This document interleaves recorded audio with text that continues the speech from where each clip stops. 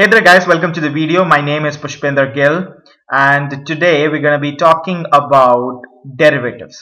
So suppose you've already watched all the previous videos on limits wherein we talked about what are limits and what are the various kinds of limits. Now before we get started, this would be our website address, that is perfect-scores.com. Don't forget to explore more about us. This would be the Facebook page to give us your valuable like, and this would be our email address to give me your valuable feedback. So let's go ahead and get started, guys. Okay, so why derivatives? Why do we need derivatives? Now derivatives, they actually test the rate of change. They test the rate of change of one thing to another. So they are actually helpful in understanding at what rate is something changing. And we kind of, when we plot that, on a graph, let's suppose we want to test what is the rate of change of let's say distance and time, after how much time my distance is changing. So we kind of find out the rate of change of distance and time. So derivatives are something which just tells us what is the rate of change of something with respect to something. So if let's suppose I want to find out rate of change of y with respect to x, that would be the change in y divided by the change in x. So it's used a lot in a lot of things, starting all the way from simple financial equations all the way till rocket scientists use that. So it's used everywhere. So let's understand, first of all, understand its formal definition. What is derivatives formal definition? Well, I suppose you already know everything about the limits. You've already watched the limits videos. Now a derivative, it's actually defined, derivative of something is actually defined for function f. So let's suppose there is a particular function f and we want to derive the definition, we want to define the derivative of function f at a point a. So let's suppose there is a particular point a and I want to determine the derivative at point a. So the derivative at point a would actually be given as limit h tends to 0 f of a plus h minus f of a divided by h, right? So this is actually denoted by f dash of a. So that is the formal definition of a derivative. One thing we have to make sure that this limit will exist, right? One thing we have to make sure that this limit will exist. Now this is the definition of derivative. As you can clearly see, derivative means that at what rate the function is changing from a to h. So it's actually dividing f of a plus h minus f of a, and we're dividing by h over here because we want it to be unitless, right? So that's there. So let's go ahead and find the derivative of at x equals to 2 of the function of f is equal to 3x. So f of x is actually equal to 3x and we want to derive the derivative of this function that is at point 2. So that is going to be equal to limit of h tends to 0 f of 2 plus h minus f of 2 divided by h. So something that we are actually using this this function over here, that is f of 2 plus h minus f of 2, that is equal to f of h. Now we know that f of x is equal to 3 times x. That means this is going to be limit h tends to 0. We're going to have 3 times this value, that is 2 plus h, minus 3 times this value, which is 2, divided by h. Again, we kind of open this up. This is going to be limit h tends to 0. We're going to have 6 plus 3h minus 6 over h. This and this will get eliminated. This and this will get eliminated. Now suppose you know that limit of a constant function is that constant itself, because this is something limit h tends to 0 of 3, which is going to be equal to 3. That means the derivative of the function, so that means that the derivative of f of x at x equals to 2 is equal to 3. Okay. Now let's derive a very important derivative. So let's find the derivative of this function here. So this is going to be limit of h tends to 0 and f of x plus h. So the value of x is 0. So it's 0 plus h minus f of x, which is 0, divided by h. So that is going to be equal to limit of h tends to 0. Now this is going to be, what is f of 0 plus h? Since the value of f of x is actually equal to the sine of x, so f of 0 plus h is going to be equal to sine of 0 plus h minus sine of 0 divided by h. Now this over here is going to be equal to limit of h tends to 0. Now sine of 0 plus h is going to be simply sine of h minus sine of 0. So the value of sine of 0 is actually 0. So this remains 0 divided by h. Now if you watch the previous videos on limits, you would know that if limit h tends to 0, sine h divided by h is actually equal to 1. So the derivative of sine x at x equals to 0 is actually equal to 1. So let's move forward to the next thing here. I suppose you've understood this one. Now let's understand, how do we define a limit, a derivative, how do we define a derivative geometrically? So let's see what the derivative looks like geometrically. So what I'm going to do is, I'm going to have my y-axis here, I'm going to have my x-axis here.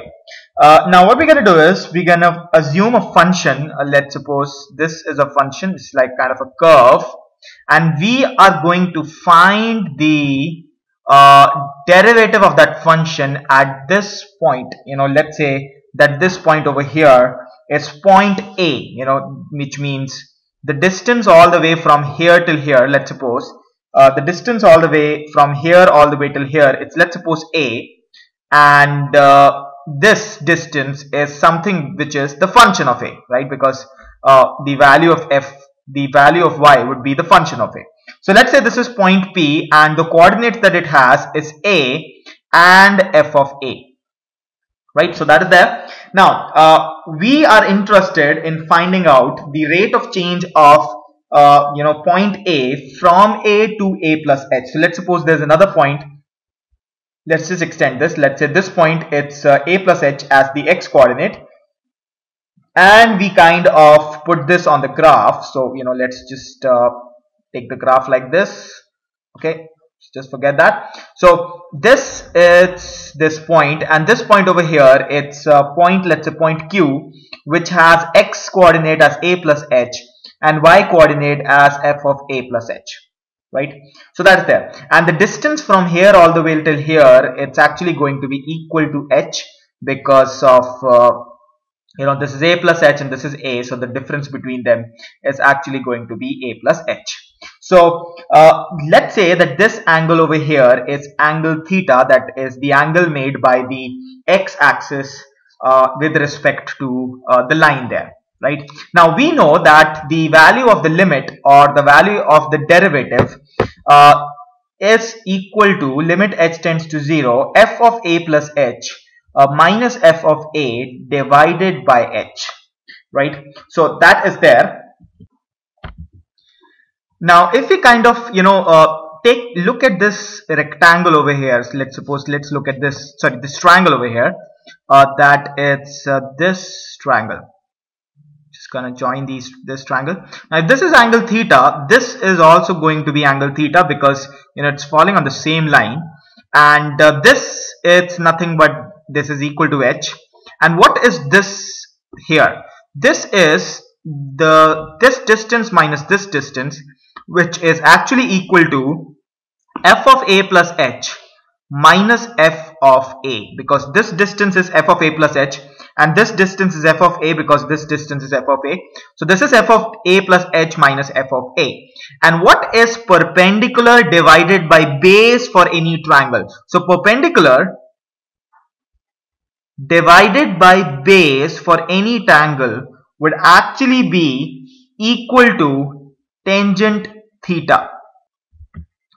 So that means if I kind of use this expression over here, that is the derivative of any function is equal to limit h tends to 0, and this whole thing over here is nothing but tangent theta. So I'm going to have tangent theta here. and the derivative of any function here, it's going to be equal to tangent theta, because limit of any constant is actually a limit, the constant itself. So this is the geometrical definition of a derivative.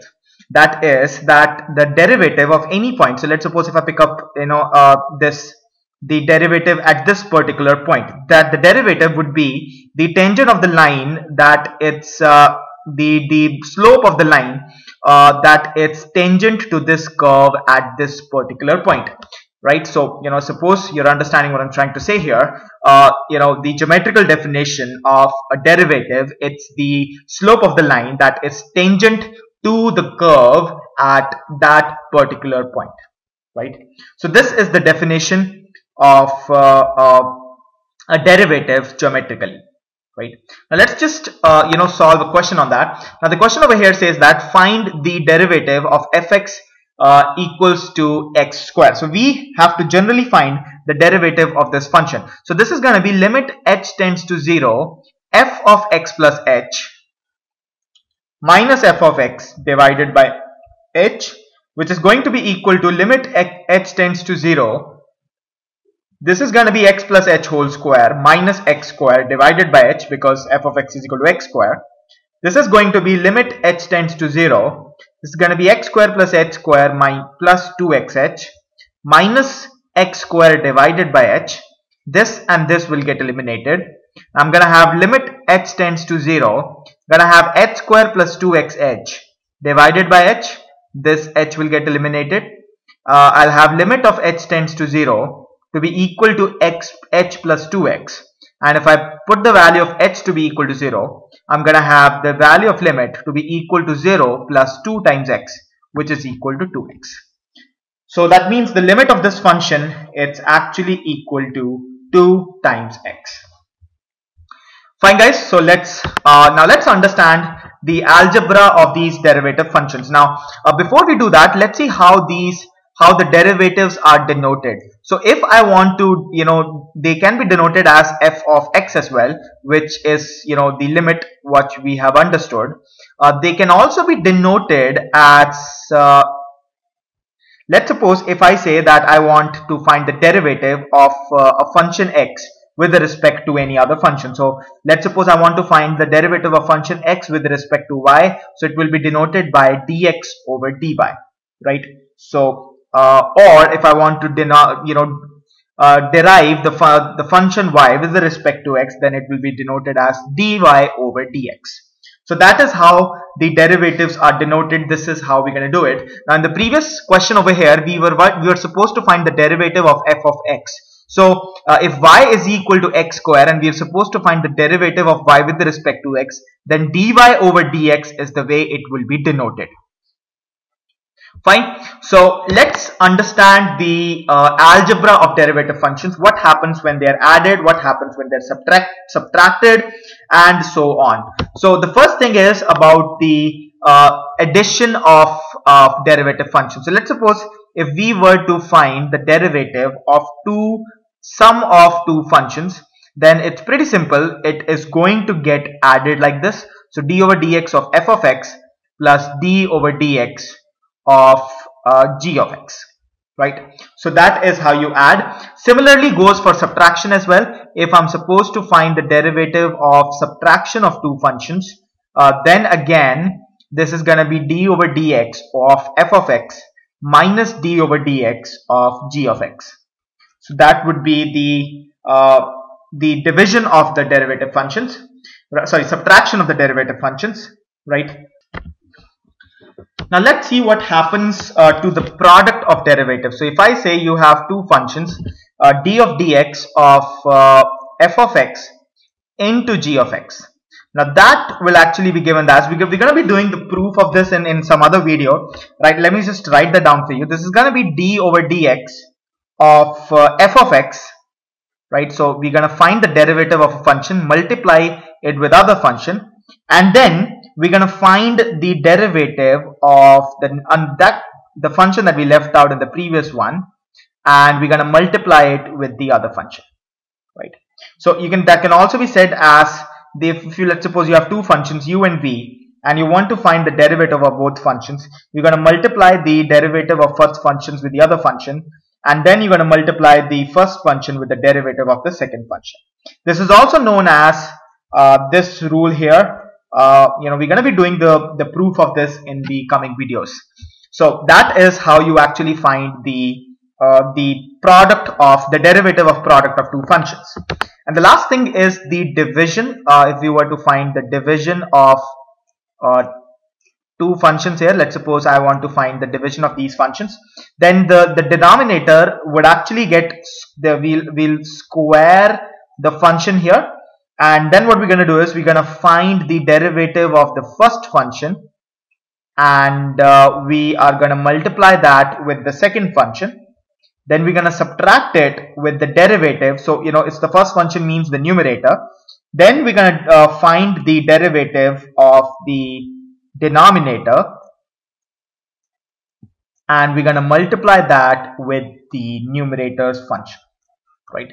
So this is how you do the division, or just to simply say that if we were to find the derivative of two functions division, it's going to be the bottom function square, the denominator square, into the derivative of numerator into denominator minus the numerator into the derivative of denominator, right? So that is what it is. This is u, this is u. Fine. So I suppose you're understanding this point over here, guys. So that is how that is the algebra of derivatives. That is how you add, subtract, and you kind of find the derivative of all the functions here. Now let's understand a very, very important expression over here, which is the derivative of a polynomial function. Something that would prove so useful that you'll be able to find derivative of functions in a matter of seconds, right? So let's suppose we were to find the derivative of f of x to the power n, and the derivative is actually equal to this. We have to prove this. This is something that we have to prove. So let's find the proof of that.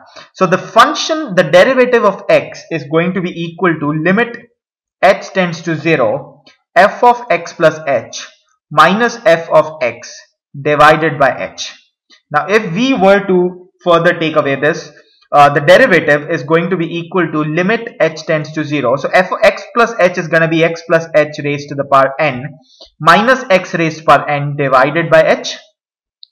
Now if you further take this up, now if we use the binomial theorem to kind of open this x plus h, so I'm just going to put that right here. So this is going to be equal to limit h tends to 0. Now if we kind of open x plus h to the power n, just a second, let me do that. So if we're going to open up x plus h to the power n now, we're going to use binomial function here. It's going to be nc0 into x to the power n and h to the power 0 plus nc1 into x to the power n minus 1 into h to the power 1, and all the way till ncn into x to the power 0 into h to the power n, right? So that is the derivative of, that is the using the binomial theorem, I've actually opened up this x plus h to the power n. Now we're going to subtract that by x to the power n. We're going to divide that completely by h. Now if we see, this and this will actually get eliminated pretty easily, because this is minus x to the power n, this is plus x to the power n, because nc0 is something which is equal to 1. Now from here, limit of h tends to 0, we have a h common with every number here. So we have an h common with every number here. So I'm going to take h out because I have to eliminate this h. So this is going to be nc1 into x to the power n minus 1 plus nc2 into x to the power n minus 2 all the way till ncn into x to the power 0 into h to the power n minus 1, because I'm actually deriving one n out of it, divided by h. So this h and this h will actually get eliminated. Now if I were to substitute h equal to 0 in there, all these values, so this is h x to the power n minus 2 into into h to the power 1. So all these terms are going to contain at least one h. So all these terms are going to contain at least one h. That means they would actually be equal to 0. That means the only term that would be left out, that is going to be equal to nc1 into x to the power n minus 1, which is going to be equal to n, because nc1 is equal to n, into x to the power n minus 1. That means derivative of any function which is defined as x to the power n can be given as n into x to the power n minus 1. So that is the derivative of any function with respect to x to the power n. So let's suppose if I want to find the derivative of x squared, that is going to be 2 times x, because you bring the 2 forward and you reduce the power by 1. Let's suppose I want to find the derivative of 3x cubed. So you're going to have this 3 into this 3 into x to the power 3 minus 1. So it's going to be 9x squared. So the derivative of this polynomial function is actually equal to this. Very, very important expression that you should at least note down.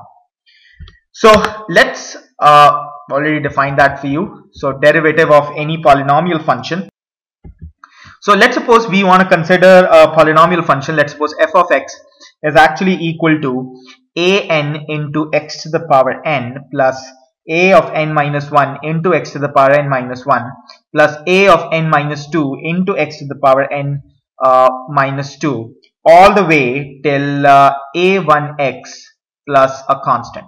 So let's suppose we want to find the derivative of that with respect to x. So let's suppose this is y. We want to find dy over dx. Now, as we've stated in the previous expression over here, we're going to find the individual derivatives of these functions here. So the derivative of this is going to be equal to, so you're going to have the constant right here, and you're going to have this n coming forward, so you're going to have n here, into this power would be reduced by 1, plus you're going to have this a of n minus 1 here, you're going to have n minus 1 coming forward, and you are going to reduce this power by 1, and so on you'll go. If we go to the last one, this is x to the power 1, you're going to have 1 in front, then you're going to have a of 1, you're going to have x to the power 0, and the derivative of a constant, it's multiplied by x to the power 0, so 0 is going to come in the front, so that means it's going to be 0. So I suppose you're understanding what we are saying here. How do you find the derivative of a polynomial function? Let's just use that. Let's just try to find that in real terms. So let's suppose y is equal to 6x to the power 100 minus x to the power 55 plus x, and we want to find the derivative of this function. So that means that is going to be the derivative of this function. You're going to bring this 100 forward. This is going to be 600 into x to the power 99 minus, you're going to bring this 55 forward, 55 into x to the power 54. You're going to bring this 1 forward, plus 1 into x to the power 0, which is actually equal to 1.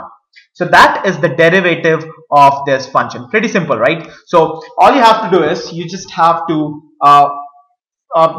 use this function, that the derivative of x to the power n, so d over dx of this is n into x to the power n minus 1. And a very, very important expression that you'll be using a lot.